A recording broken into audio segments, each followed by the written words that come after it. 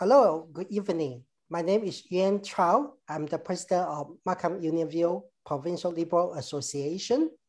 And today, first of all, I would like to introduce our special guest, the MP candidate for Markham Unionville, Paul Chan.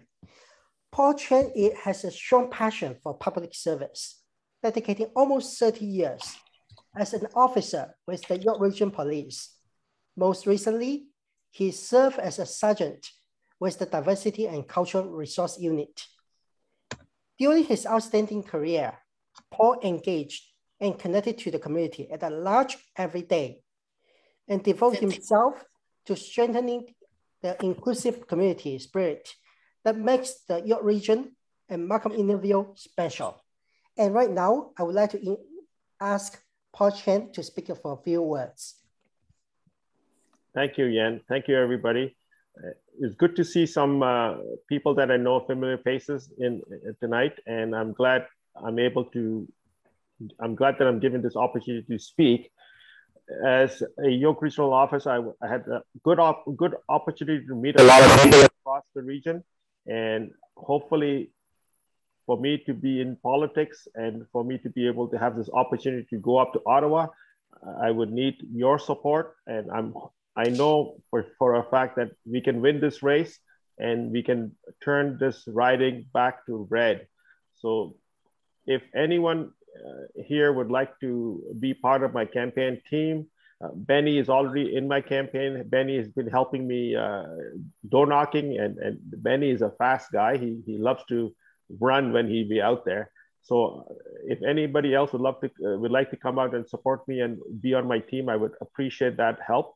And I'm so appreciative of MP Han Dong. He's been supporting me through this. He's been giving me tips and helping me understand the process of getting into politics. So I'm very, very happy that I have this opportunity and to serve the city and the citizens of Markham. Some of you may not know, the city of Markham is considered to be the most diverse city in all of Canada. So we have people literally from across the globe that live here in Markham, and I'm so happy to be here, and I'm so happy to be able to become an MP for you and to go up to Ottawa and serve everybody that lives in Markham. Thank you for inviting me, Yan. Thank you, Paul. Good luck to your campaign. Okay, next, I'm going to introduce Han Dong.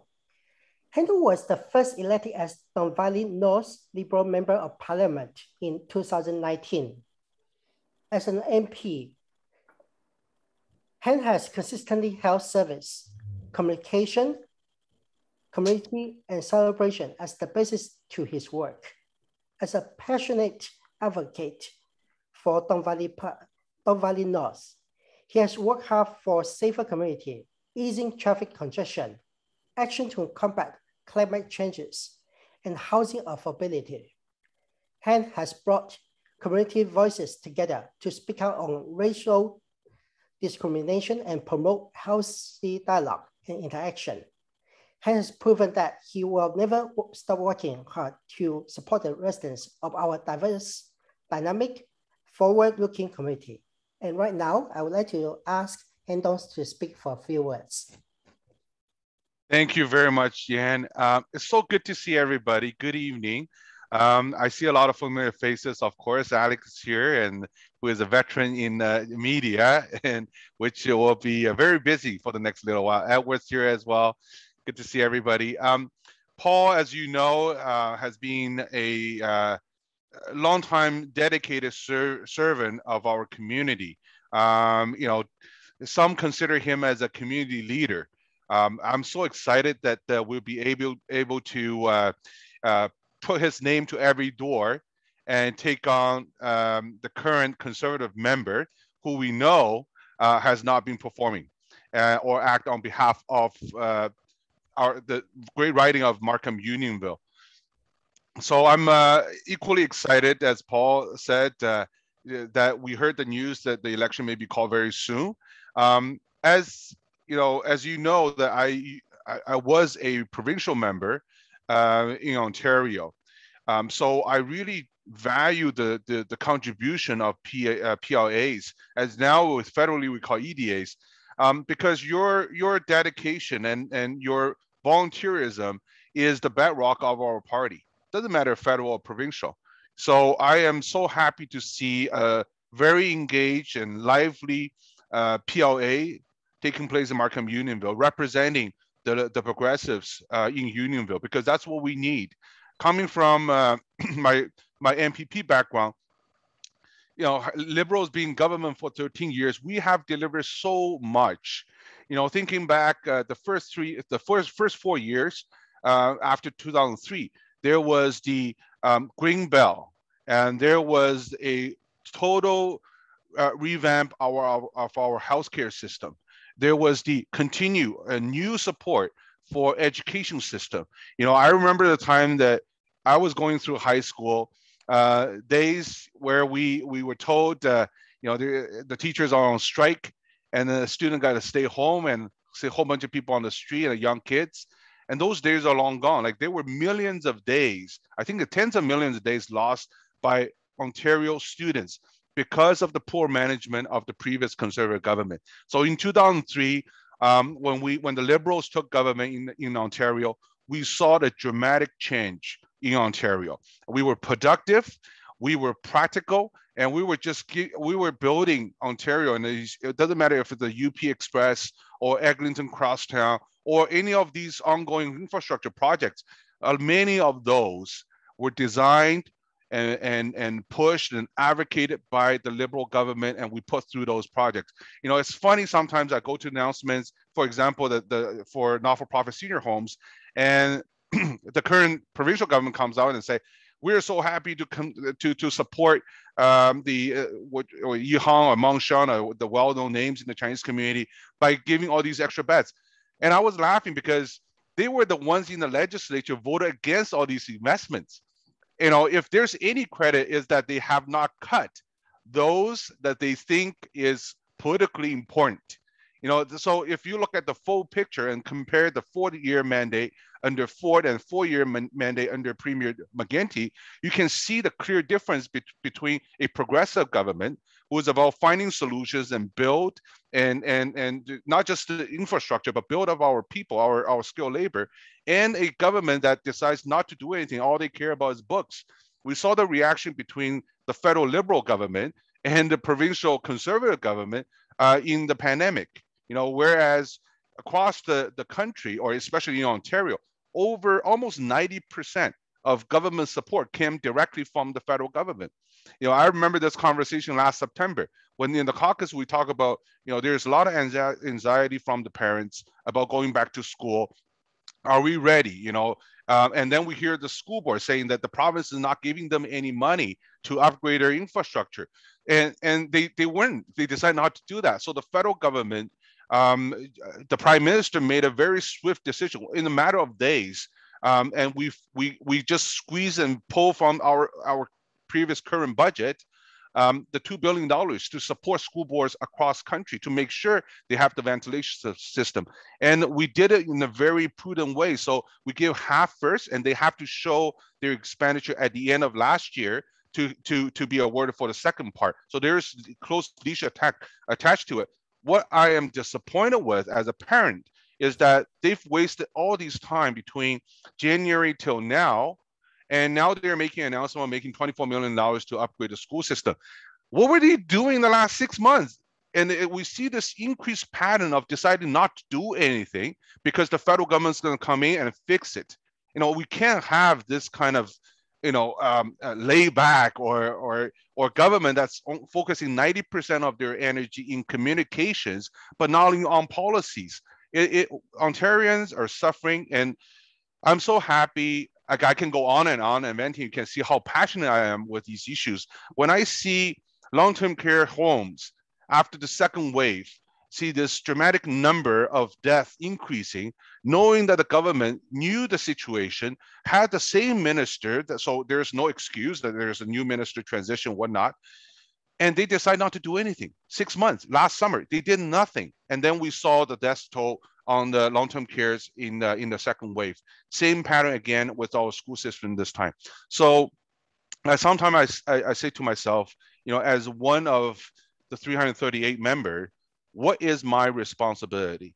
You know, I've devoted much of my career in the politics, and I always ask myself repeatedly, why am I in this business? And I think, especially coming from a ethnic background, we have to speak up. We have to kind of represent the ethnic community, whichever community that you come from, and hold those, you know, whether it's multiculturalism, whether it's our own culture, hold the good principles into heart and execute and behave based on these great principles in our legislature, in our parliament, and speak up. So I'm so excited to see the level of diversity of the PLA here. And I know Paul's going to get a lot of support from the PLA, from the EDA. I counted that there are about 10 liberal members at the federal level has Ontario legislature or Queen's Park experience, whether they were MPP or staff to administer. And so we have a lot in common. And I am a believer that when PLA and EDAs work together, we can win these ridings. We should be able to win the Greater Toronto, all Greater Toronto ridings, because that's where immigrants, there's where progressive thinkers and solution seekers are concentrating. And they're the engine of the progressive policies of the country. And we're the one that has that responsibility on our shoulder to move Canada forward, to shape Canada the way that we believe they should be. So we're gonna hear a lot of tough questions about Indigenous community, about economic recovery, about debt and deficit. But I have to tell you, my last 16 months at the federal government, I've seen a government that is hardworking and try to cover all bases and move the whole country into a progressive position. So, you know, I can give you all the details about you know, examples like Indigenous community, whether it's a water advisory or affordable housing or infrastructure, research and technology, investment in our pharmaceutical manufacturing sectors, and all of that is to build Canada up. And today, I believe that we have a topic that could be controversial, especially in the immigrant community. But that's why it's so it's invaluable for us to talk about it and find the right balance for the federal government to take into account when we actually design and shape the policy and regulation. So we will make sure that the purpose is served without any unintended consequences. And I believe there are experts joining us today. And I look forward to today's conversation. And hopefully I can take something back to my caucus and share with the minister and prime minister. Thanks a lot. Thanks, Yan. Thank you, Han. Okay, next, join us, we have Lisa Patel. Lisa Patel is the immediate past president of Toronto Regional Real Estate Board, and now she's served as a director of the TRAP for many years. Lisa has also worked with several groups, including the Canadian Youth Business Foundation, now as known as Futurepreneur Canada, for close to 15 years as a mentor and coach to assist young entrepreneurs meet their business goals. Lisa is also a mentor for University of Information and Technology, assisting young leaders in their career endeavors, and a past director of Board of Trade. Over the past 15 years, Lisa volunteered with a numerous amount of community organizations. And right now, I would like to invite Lisa Patel to speak for a few words. Thank you very much, Yan. And it's a pleasure to join all of you this evening. And I'm very honored to join you, and I look forward to our discussion. And I can't say anything better because Han has pretty much said the words that I promote as well, which is we need to promote more love of humanity and community. And that is what is always going to take our world to that next level of inclusivity where we want to go. But I look forward to the discussions, and I look forward to one day seeing Yan take even more leadership, not only in the real estate world, but in the political world. and Paul, I'm gonna hire you to learn some languages.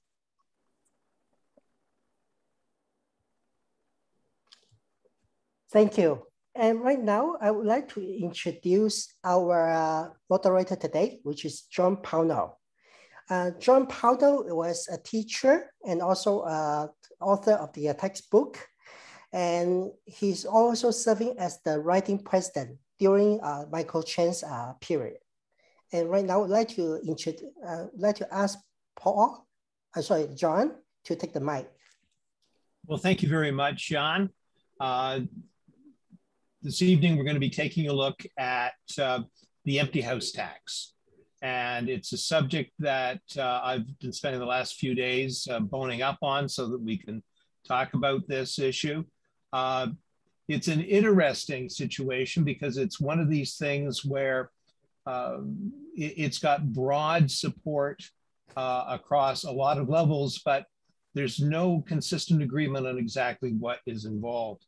I just want to give an example of that. I took this from the federal government's website, and this is about their tax on unproductive use of Canadian housing by foreign non-resident owners. So there's no ambiguity in terms of how our government is viewing this. In fact, they write, across the country, young Canadians who are starting to build their future are running up against sky-high housing prices. In the 2020 fall economic statement, the government announced it would take steps over the coming year to implement a national tax-based measure targeting the unproductive use of domestic housing that is owned by non-resident, non-Canadians. This will help to ensure that foreign non-resident owners who simply use Canada as a place to passively store their wealth and housing pay their fair share.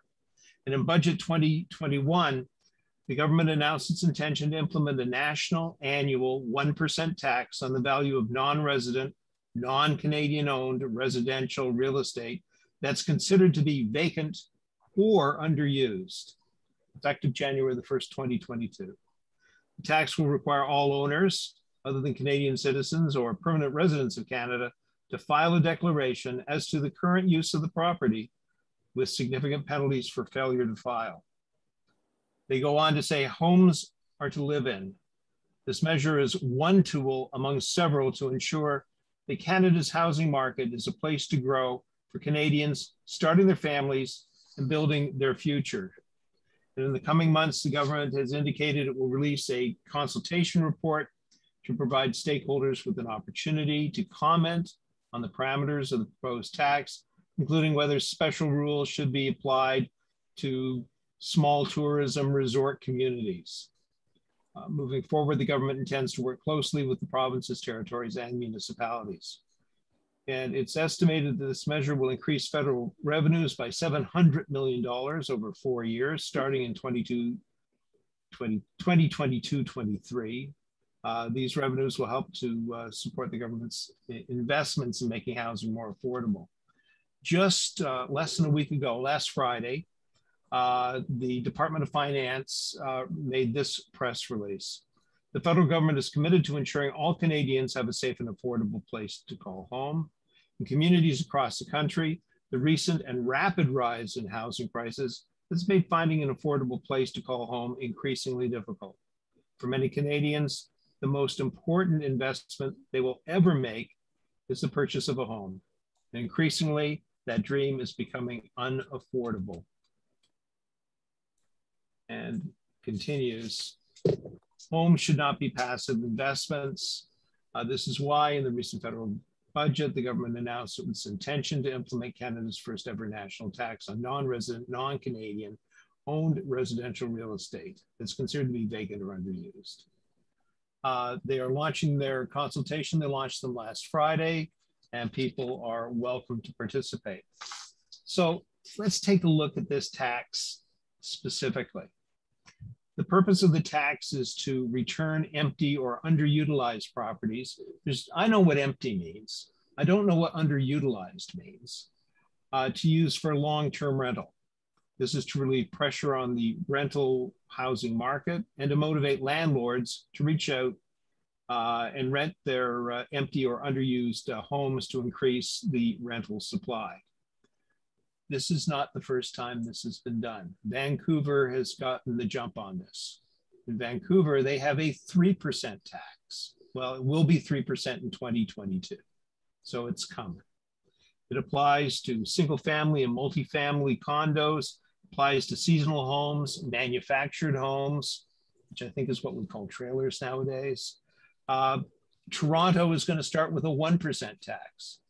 So these are municipal taxes, I presume, on top of federal taxes.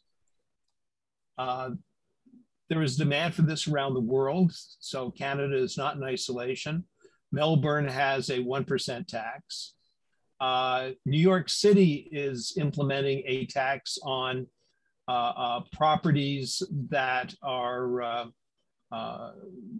second use properties that have a value of more than 5 million US dollars. I don't know what 5 million US dollars buys you in New York. I have concerns that it's probably not very much. But these are large numbers, 3%.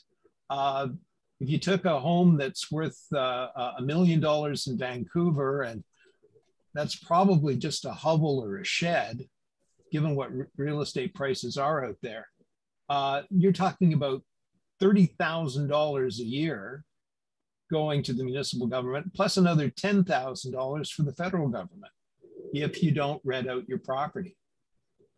I don't know what renting out really means. I have to tell you, to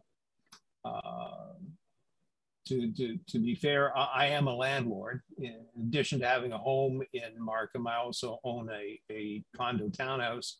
It is rented, but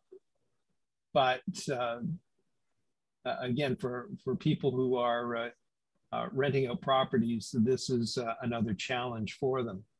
So what I'm looking for this evening is to get some feedback, both from Han and from Lisa, in terms of what does this tax really mean? Does it mean anything to me, or is this strictly a tax grab on non-Canadian, non-resident, effectively just foreigners? And what strategies might you recommend to people you know who are foreigners and are in this situation to deal with what to me seem to be very large amounts of tax? There is a house just behind me that has, I think, been listed several times for a little over $4 million. Even if it's just 1% tax, it's still $40,000. This place only pays about $14,000 in property taxes. So that's a big increase in expense. And I don't know how foreign landlords would react to it, whether that means they'll start dumping these properties or whether they'll find some other workaround. That's my introduction. I'm going to start with Lisa. I'd like to hear from her perspective on what does this really mean? Should we be concerned at all? And is there some fairness in this? We have a housing problem. We've discussed this before as a group. In some ways, this impresses me as how Donald Trump dealt with the wall. He would make Mexico pay for it. Are we looking at our deficits and trying to figure out which foreigners are we going to hit up for this money? So Lisa, the floor is yours. Thank you very much. And thank you for that detailed background. And of course, in my year of presidency, which just ended in June, as of June 30th, this was one of the topics that fell in my year because this was brought up in 2020 and TREB was heavily involved in consultation with it. But I just want to back up a little bit. And I know you mentioned, John, that you already had discussions about, the housing crisis. Well, we have to look at a little bit of a background too. If we look even in the last year, there's always something coming up. We fought against the taxation on $2 million homes. That was coming up. So it seems like there's always an incentive to creating some sort of taxation. We understand that revenue is needed for cities, and especially during the pandemic, that need has been heightened. And where those funds are going to come from are going to be up to cities across the GTA. But ultimately, if we look at the housing sector overall, you know, we go back even a couple of years ago, and like I've been in the real estate space. Just to give everyone a background, I've been in this industry for over 12 years. And prior to the real estate industry, I was in the mortgage industry. And prior to that, I should just let everybody know that I grew up with entrepreneurs that owned and operated 18 different businesses across Ontario. So, so I grew up in the real estate space in many ways, just indirectly in some spaces. But I can just say that if we back up and look at the last 10 years of the housing market, and you know, even look at like the municipal taxes that have been added over the course of years, and now other cities saying, oh, wait a minute, is that another source of revenue for us? And I think that the problem is that we keep looking at the same bubble in many ways. Even the foreign tax was brought up a couple of years back. I remember this when Trump was lobbying against this before. The speculation of who was buying housing in Canada. Was it, and especially in Ontario, was it foreign buying? And of course, we did some studies back then and determined that it wasn't foreign ownership. And so here we are now coming back to this situation.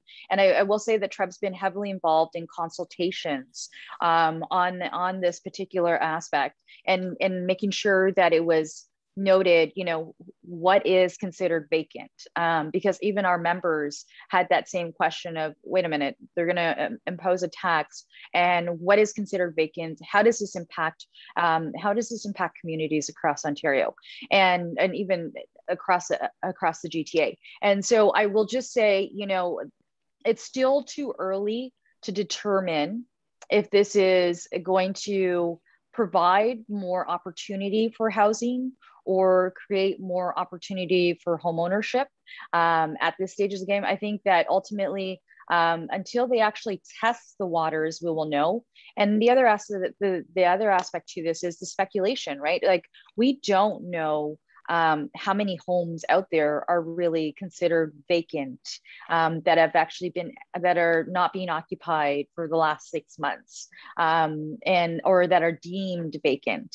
So I think that, you know, ultimately there's got to be much more study, because we believe heavily in evidence-based decisions.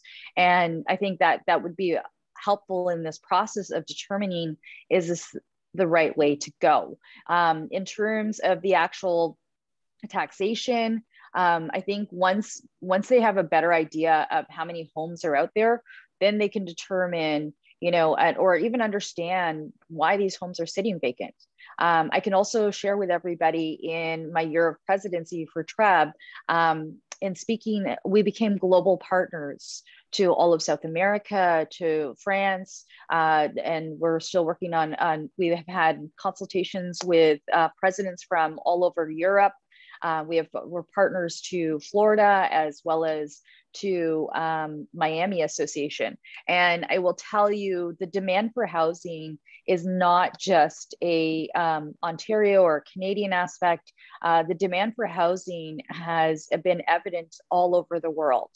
And one thing I can tell you is that when borders do open up, that we will see a lot of foreign interest in our marketplace. So that also comes to mind too when I think about your questions, John, because I sit here saying, okay, well, if we know that there's people that we already know that we've witnessed a demand of home ownership take place. We also know that there's people globally all over the world that are interested in investing money right here.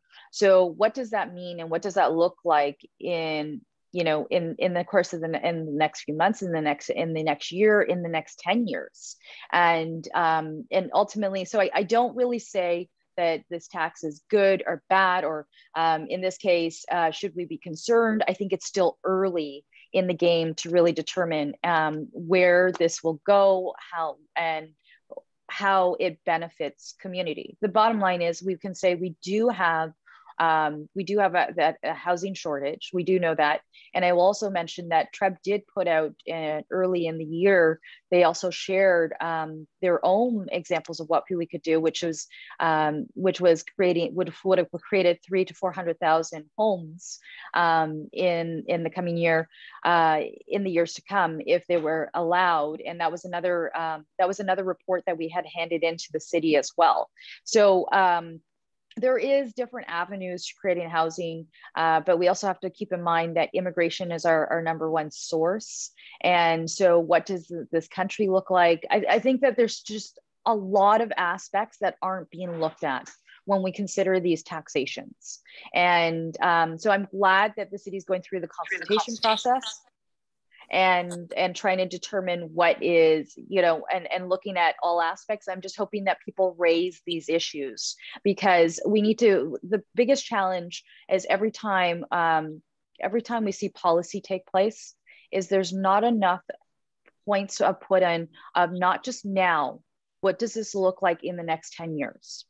And to your point, you know, you brought up Vancouver, right? And just because something works in Vancouver, it doesn't mean that it works across all provinces. And that's the other aspect. You know, there's also, we have to look at, well, how much of Vancouver has vacant homes, that they've, you know, that it's sitting at 3%. And that I can't remember the exact number of revenue that it creates, but I know I have it. And one thing I will say that is, at least we can say that the city's making sure that it's stated that it's not going to be another revenue source like LTT. So, but there's still a lot of other items that I think that really needs to be addressed. And I'm just hoping in this consultation process that they're asking the right people and getting all the information. Thank you very much, Lisa. By the way, the numbers for Vancouver, $88 million. They are proud to advertise that. And they also are proud to say that 92% of the revenue comes from foreign owners and satellite families. I do not really know what a satellite family is, but also Canadians who live outside British Columbia. I have relatives who live in BC, as I'm sure many others on this call do. So yeah, I'm not really sure how all that works. I understand there are some very special things about the Lower Mainland. Basically, there's a very small amount of land that you can actually build anything on.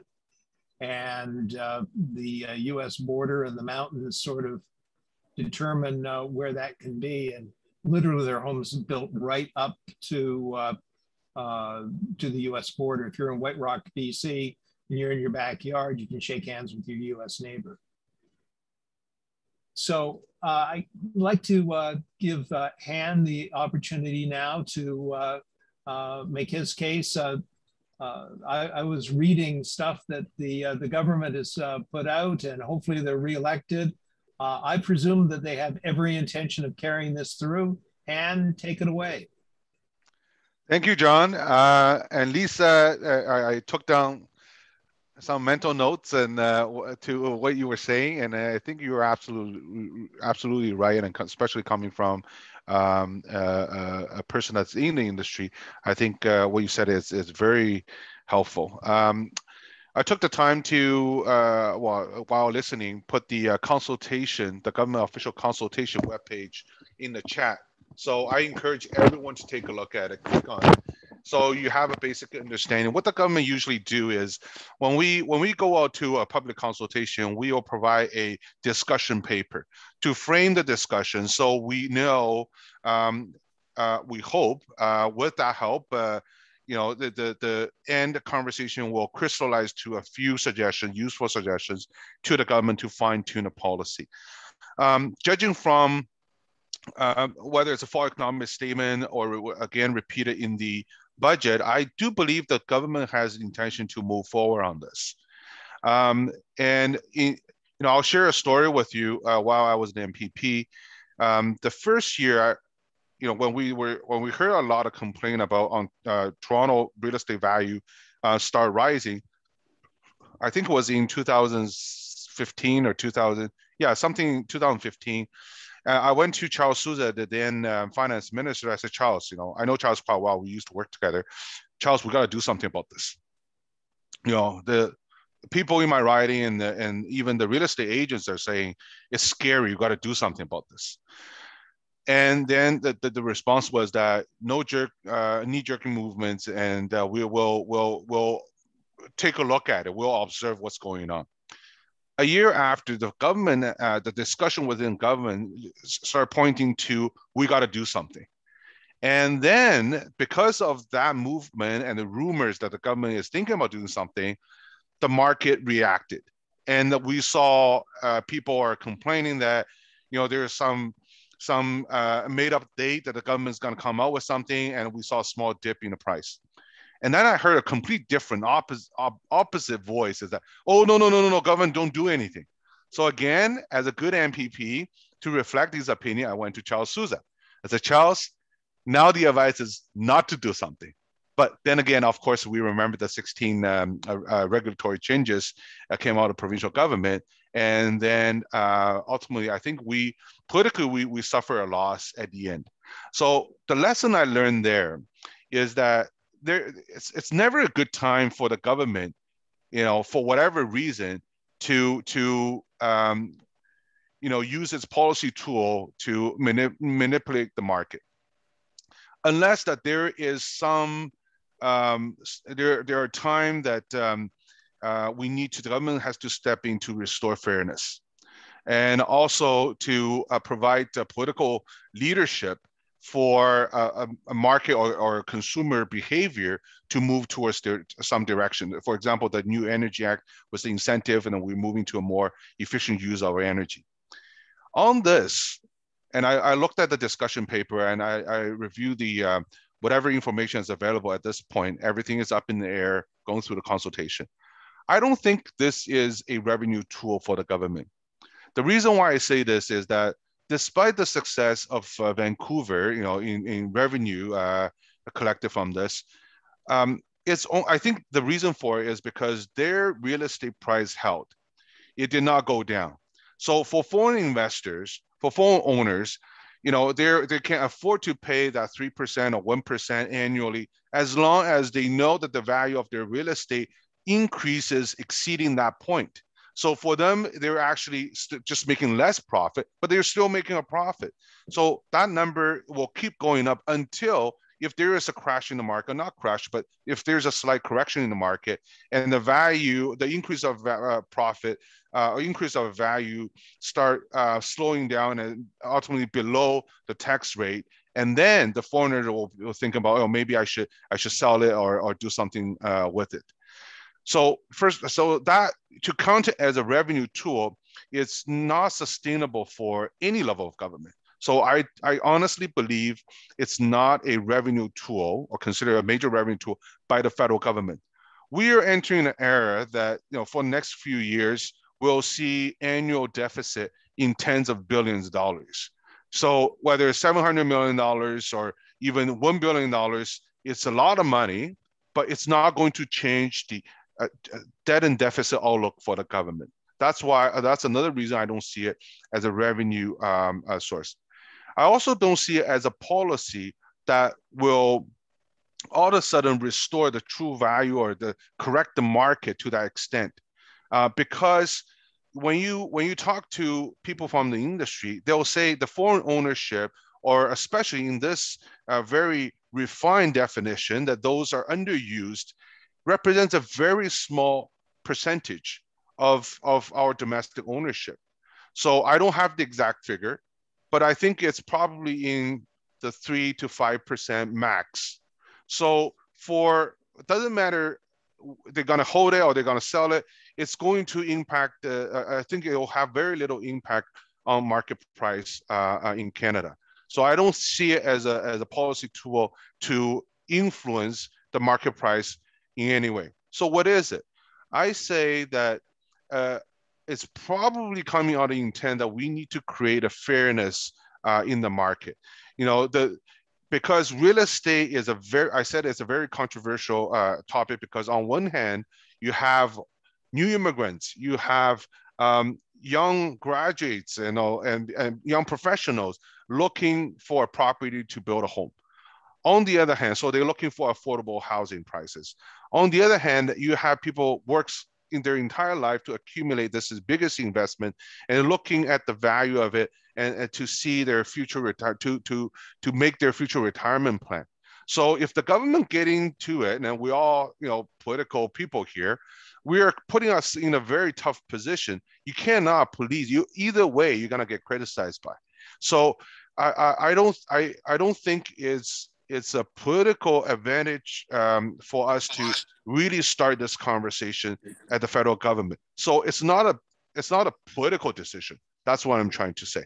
So what is it? I see this as out of fairness because you have homes that's not often visited, being vacant, and you have foreign investors do not live in Canada, do not contribute to our society, and they are making a killing. They may or may not be filing their personal income tax in Canada. So there is no way for our society to get a share of their benefit. And that to the working class, to anybody, that I don't think it's fair. So another part of it's unfair when you have hundreds of, maybe in the thousands of, I don't know the exact figure, of these properties sitting empty, knowing major urban centers like Toronto has housing or rental supply less than 1%. And all experts says that's a very dangerous area to be in. It's going to seriously affect our future, our growth. Because when people think about, ask how much it is to rent a place in downtown Toronto versus how much they can make, they'll probably make some other career choices. And we have to correct this, because that's going to affect direct foreign investment as well into Toronto or the GTA area, or in Vancouver in this case. So I think it's out of fairness and it's out of the intention or the plan for sustainable growth, economic growth.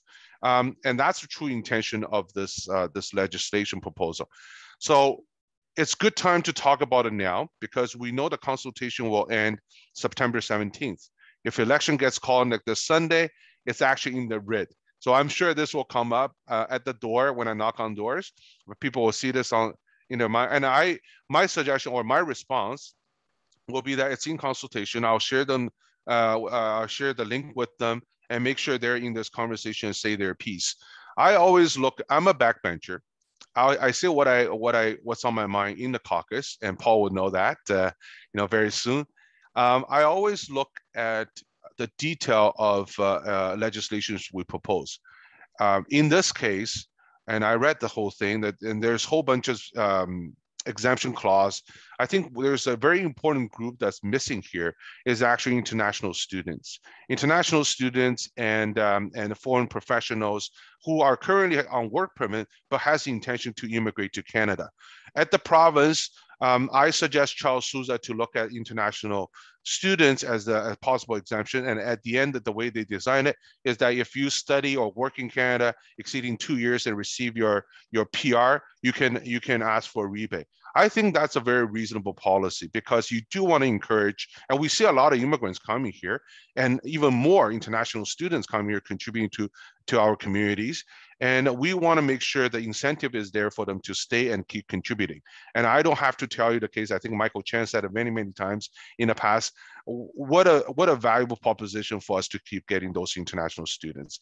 We don't pay for their primary or secondary education. They pay on their own, and they pay their way through university and colleges and find a job and instantly become taxpayers. It's a good deal for Canada. So we want to make sure the incentive is there for them to stay. And a lot of them do benefit from the housing boom, and they'll buy a place, and that subsidized their tuition. That's the reason why the colleges and university can charge 3-4 times tuition compared to domestic students. And it's all in that same equation. If you change something and they are not exempted, and maybe they'll recalculate. Maybe Canada will not be able to attract this many international students if tuition is becoming a true burden, as well as the taxes and rent and whatnot. So I always look at these details, and when you consider the numbers, someone just put it on there that we have a half a million new immigrants coming in Canada, and I can tell you at any time Canada has anywhere between 200 to 230,000 international students in Canada, and they contribute more than $20 billion a year in our system. So having said that, I'm all ear here. I just want to put that into perspective. If that's the intention, is create fairness in the market, is to encourage efficient use of our vacant properties. Is this going to be enough for foreign owners to open up their home to put on the market for tenants, for renters? Or if this is the right tool to use, at all, to encourage them to provide that supply to the market.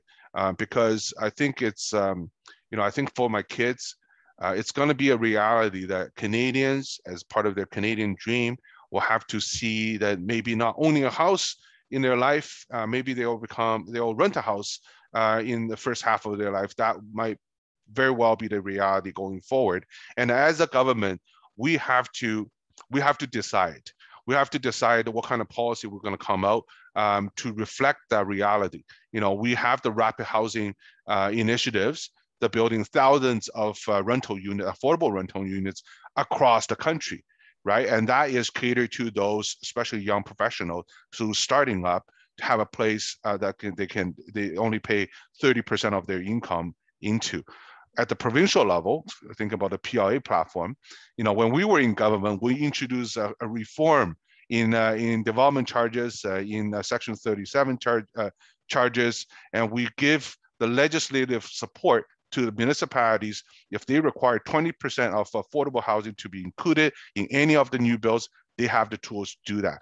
What happened was that Ford came in, bundle everything together. Now, those policies are pretty much tossed out the window. So, I think that it doesn't matter federal government or provincial government, we have a responsibility to provide that direction through our policies, how we want this market to react, how we want our private sector to play a role, right? I think with the Liberal leadership, it was very clear. And I think, I hope that in your engagement with your constituents going to the door, you should point these out. I talked to city councilors with regard to community benefit package, and they're saying that, we're not getting the investment from the developers, the share from the developer as we used to. I said, well, who's pocketing all this money? Is it the province? And no, it's not the province. They reformed the whole thing. Actually, the developer benefits, they pay less into our government, into our community. And to me, that is not fair. So there's a lot of sort of advocacy can come out of this, but I don't think this is designed to correct the market, nor is designed as a tax revenue tool. Well, thank you very much, Han. I just want to point out, as you've already pointed out, here in Canada, we are absolutely addicted to international student tuitions. Our secondary and our post-secondary institutions are absolutely reliant on that money. If they don't have it, they're in trouble, big trouble. That's right. So it's important that we not just maintain our current level of international students, but do things to bring more in.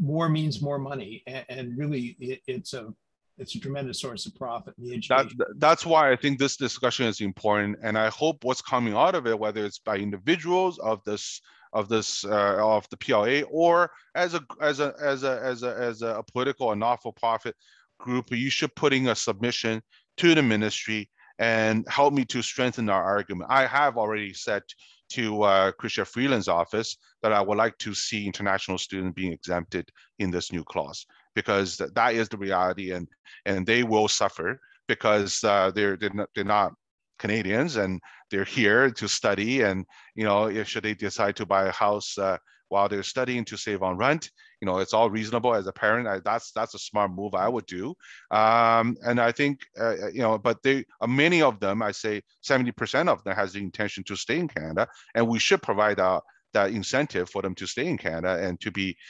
exempt from this tax. Thank you. Lisa, I had a question for you. You're in a situation where you may be making recommendations to clients in terms of how they should deal with this situation. I don't know how you determine that a property is empty. Just because there aren't newspapers on their front door, it doesn't mean that somebody doesn't live there, at least at some point. And certainly I know people who have more than one home. They have cottage properties. They have properties in Florida. Yes, their properties are not used as much as they could be, but these are the lifestyle choices that these people have made. So what does empty mean? So it's a good question, and it's something that I mean, I can tell you that TREB also brought to the table in a consultation with City Council as well.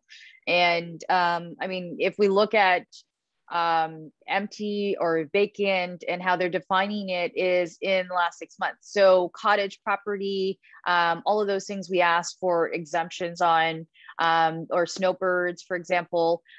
We've all asked for all of that to be exempted from this, because the same thing that you asked was the same thing that you know, us as realtors and I can say member realtors all asked that same question.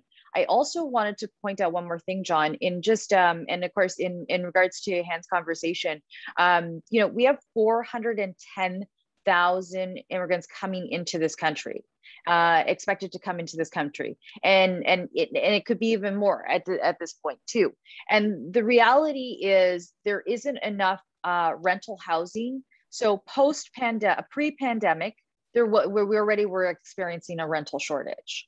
And in the pandemic, we witnessed people really look at lifestyle more than anything else, and really rephrase how they want to live and what is acceptable to live in, and how important the parameters of space was. And then, of course, now post-pandemic, here we are, and I can say that you know, in a year where we saw demand for housing so strong, we are witnessing right now a surge of the rental market come back. And so, so even with this amount of immigration coming in, we don't have the supply to support it right now. And that is a challenge. And you know what, here's my bigger question to all of you to consider is, this is wonderful, you know, that this will be an opportunity to create some level of rental housing potentially, or maybe it could be home ownership opportunities in some ways, but that's not sustainable if we're talking about the next 10 years. I mean, Han, you brought up even your children and the cost of rentals in the future and now, and all of these things. We have to really look at these and examine them in a deeper level.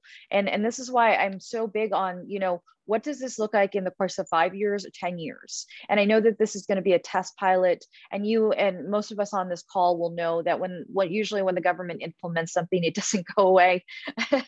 But I will say that, you know, what does that look like in the next 5 years when you have more immigration coming into Canada? And we're already at a housing supply shortage. And even with those plans that you mentioned, Han, it's not enough. There's so much red tape that's preventing a lot of housing from being done today. And even the builders will tell you themselves, as fast as they're building them, it's not enough. And so we really need, this is why I said the out of the box needs to start happening. We need to take our lenses wider and look at this on a whole new front, because the way that we're looking at this, we're going to keep running into the same circle over and over again. And it's just going to be like, okay, let's reinvent the wheels. We'll create another tax and maybe that will help. And it's not solving the issue to housing. Thank you. There's a question that also came up in terms of looking at this. Once you imagine that some place is empty, how do you enforce it? There's just so much money that's involved that, well, I'll give you an example. The house behind me, there is a couple that live in it. I believe they're custodians. I don't believe that that's the owner. I believe that the owner is a foreign national. It's a nice house and they do a great deal of work to keep it up. They have a nice garden in the back. I see them working on the house, cleaning it. They do not appear to have other employment. I'm just wondering, is that house empty or is it not empty? And are we going to be in a situation where we are employing people to be tenants? So Han, I'll let you take that one first. Yeah, so according to the discussion paper, I think CRA is going to be charged with that responsibility. There is expectation on the owner that they will have to voluntarily to disclose the ownership and whether or not it will fit the definition of a vacant property. Like they'll probably say that where they live and whatnot. So CRA, I mean, the detailed enforcement regulation, or you got to give them a regulation to enforce with, has not, of course, has not been announced yet. So I don't have an answer to your question, but it's a very good question. If we have foreign owner who invest in a piece of property, don't even live in Canada, how is CRA going to contact them? Are they going to are they right now currently filing taxes in Canada? And what's their relationship with CRA? And so that it's all these questions that we can ask during the regulatory development period. So just to what Lisa was saying, that we have all these immigrants coming in, at least for the next 3 years. Or if we hold a majority in the next 4 or 5, 6 years, I hope as long as possible. We have to look at Toronto, because I remember 30 years ago when I came to Toronto City was what 2 point something or 3 million people. I'm talking about the GTA area, and when you look at GTA right now, it doubled its number. So if Canada now has 37 million people, in 10 years, if we keep up with the immigration pace, you'll exceed 40 million people. And a lot of these newcomers will concentrate in urban centers. So we'll see a sharp increase of, a Toronto population, Vancouver population. Out of the 400,000, if I have to take a guess, I say at least, 150,000 will be coming to Toronto or the GTA area, maybe close to half. So if that's the case, then us as citizens, we have to think, is that a good thing for me personally, and also is that a good thing for our community? I think it is, because with all these people coming in, they're creating opportunity, they're creating all these economic activities, they're putting Canada, you're putting Toronto on the world stage. I think it's a good thing. But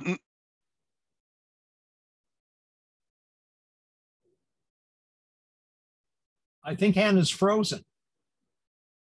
You may unfreeze at some point.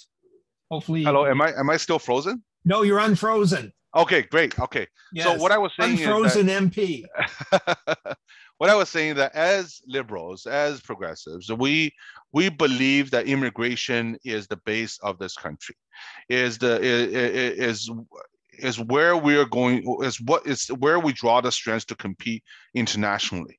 And so if that's what we believe in, then we have to think about all the challenges around it. Housing is definitely one of them. So how do we solve that? We talked about the private market, but we know that developers are only building so fast because they see an opportunity to make money. That's fine. But if you'll continue, you got to have incentive for them to create the supply. But at the same time, if the profit or the price start stabilize, the profit start going down, maybe the pace won't be that fast. So with that supply meet up with the demand, maybe not. I think the government has a very important role to play here.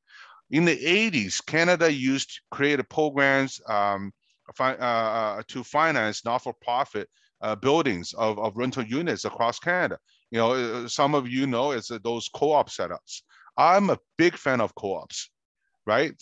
Because people, once they move in there, 30% of their income goes to pay their rent, which is a very healthy percentage, and they'll be there for life. There's the strong sense of community. People knows everybody.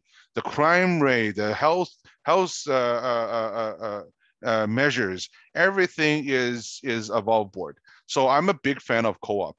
I hope, and I will advocate our government to maybe revisit some of these programs to work with Co-op Canada to maybe even revive some of the old programs where a part of your rent goes into the down payment of that property. So rent to own, like that was a very short-lived program, but it was a very welcome program.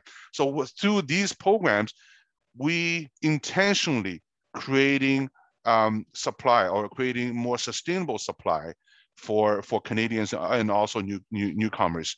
But as government, we're at an intersection. We have to make some move. That's why I say that, with the current PC government, and I hate to bash them every corner I turn, but it is so true that they decide not to do anything, and it's not acceptable. Government right now has to act. We are at this intersection. So we need to be more progressive on these policies, because the private market is not enough to provide sustainable supply for our housing market here. Thank you very much, Han. I just want to point out we do have a hard stop coming up in 10 minutes. So I do have more questions. If others who are viewing this have some questions as well, could you please put them in the chat? In the meantime, I have one for Lisa.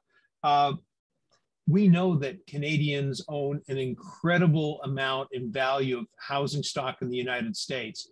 I have a concern with foreign countries and specifically the United States retaliate against Canadians who have empty properties in America.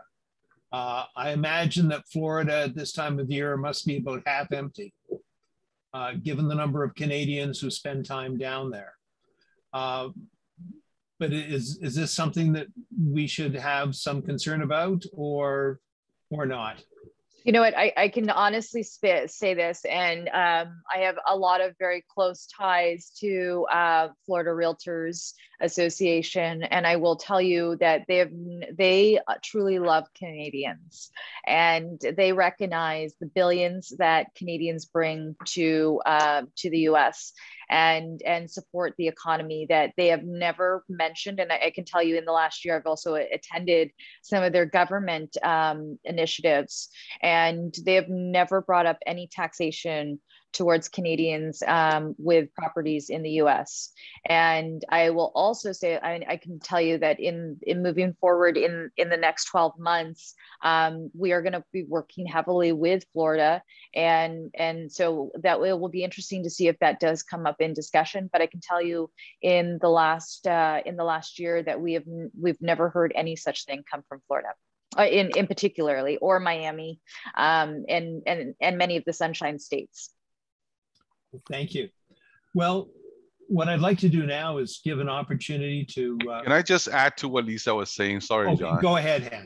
I mean, I judging from my timeshare salesperson, I don't think that's it. That's the case, because every time I do own a small timeshare down there, and it was not planned. It was just because they were such great salespeople, and just judging from the annual correspondence, and they love Canadians going down there, and that they won't push us away. So I concur what Lisa was saying. Well, hopefully they continue to love us. He's also going to let us use his timeshare, so please sign up in the chat. Well, it's good. I'll be down shortly. I'd like to give an opportunity to Han and to Lisa to summarize what we've discussed, and then I know that Jan will want to come on and thank both of you very much for what you contributed today. It's been really valuable, and I appreciate it. Thank you. So Han, you can have the first few minutes to wrap up, and then Lisa will have the final word, except for Jan, who will have the last word. Well, as a politician, I can talk for hours. It comes with a job. I'll give Lisa to go first, because I took the first round first, and give Lisa an opportunity to say a few words first. So that means we are going past that hard stop of 8:30. So warning to everybody. That's fine. That's fine. I just really want to say thank you for everybody participating or tuning in tonight. These are important discussions, and if you have an opportunity to speak on these issues or have some views, speak up, speak out. The biggest challenge to change and policies is we don't have enough people that speak up. And your views and your perspectives are important. So don't just take it from me or from Yan or from anyone else here or Han. You know what? I hope that you take something stands out from you stands out and that you take with you. And I hope that you use your voice to articulate what that really means to you and what that would look like for you. And let's ultimately, it's up to all of us to come up with ideas of how to help our communities, the housing market, the whole aspect. So those are my takeaways. I just really want to thank everybody for having me here today, and much love and kindness to all. Okay, Hannah, it's your turn. Well said, Lisa. And I want to convey the same message. You know, I put the link there. I strongly encourage everyone to take a look at it. I think there are a couple of keywords. First of all, is the underutilized or vacancy. You know, that's a keyword. And then there's the foreign ownership. That's another keyword. So I'm sure a lot of you will be knocking on doors, you know, when election day comes, and you'll hear these questions at the door. We rely on you to communicate properly what the government is trying to do. So I think today's forum is very helpful to for you to get a good overview of what our intention is. So next time you see somebody in a you know, sort of a undecided voter and say, oh, that's just a tax grab, and you can use the argument I made. I don't think it's a tax revenue tool for the government. It's actually focused on the fairness in tax collection. So the second thing I want to say is that we can all be a little bit selfish in this consultation period. What I mean by that is that if you have a specific concern about this, like I said, my concern was international student. My father was an international student. I truly value their contribution. So I'm going to push on that. If there is a very niche point you think they should deserve an exemption, or it should be included, and it may or may not be personal to you, talk about it, because it's good for government to hear these kind of stuff, because you're representing, you know, hundreds and thousands of Canadians that are in the same situation. So we can all be a little bit selfish when we participate in these consultation period, and let the, you know, ministers and prime ministers and all these smart people figure out what's the plan for the country. But us as Canadians, it's our responsibility to participate and say our piece that is relevant to you and your family and to your community. And that's what the government is hoping for. And that's what these consultations are all about. So with that, I just want to say, you know, it's great conversation and good to talk to Lisa again. And I really enjoy every minute of it. Thanks. John, can I just say, please do not call CRA, do not tell CRA that your neighbor's house is vacant, okay? No, I'll just move in myself. Okay, Jan, it's you've got the last word. Okay, so first of all, we'd like to thank Han and Lisa for your valuable time, and also thank you, John, to moderate this webinar. And also, I'd like to thank all our directors, who has AJ Perry, Abdullah Tahir, Alex Yu, Benny Zhu, Edward Chu, Hamda Abdullah to be here with us. And for all the rest of the audiences, I would like to thank you for watching. And if you would like to volunteer or help us to turn this writing red, please sign up at mupla.ca. Thank you and good night. That's great. And John, another tip, if you really miss your neighbor,